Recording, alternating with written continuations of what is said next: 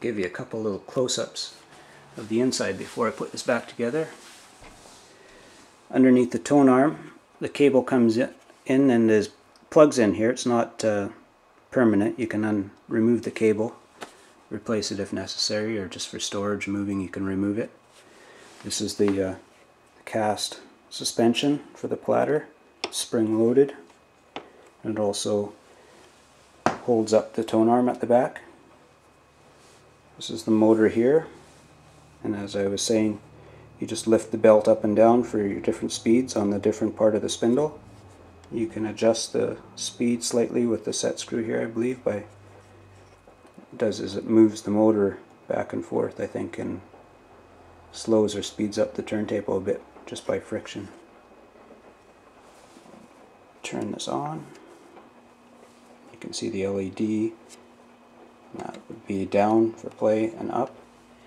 One of the problems with these 6/9/8 though is on the down cycle, the solenoid, when it has the tone arm on it, drops like a rock half the time.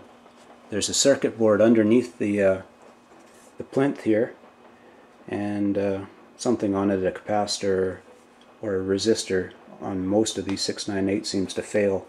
So I usually lift my tone arm up, down, or lower it by hand so that it doesn't drop too hard. One of the Achilles heel to this slightly is it has a removable head shell. When you turn the collet, if you ever get one of these, don't try pulling it out, you have to lift it up.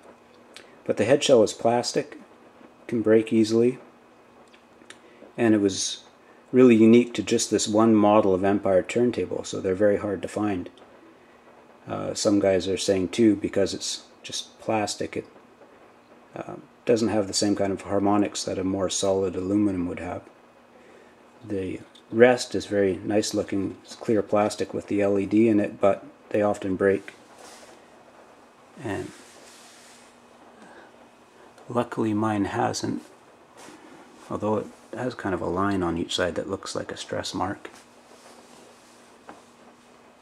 This is a look at the ratchet mechanism for adjusting tension for vertical and horizontal tracking. There's a spring in there like you would see in a watch, but on a larger scale, and you can rotate this to add or release a little bit of tracking tension, both vertically and horizontally. This one has the numbers on it.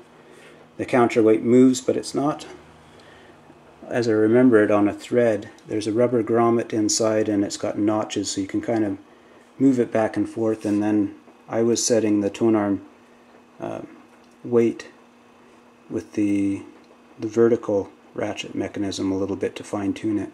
Don't know if that's the proper way to do it, but it seemed to work for me. And I have this cartridge set at about 1.5 or 2 grams, I believe, pressure.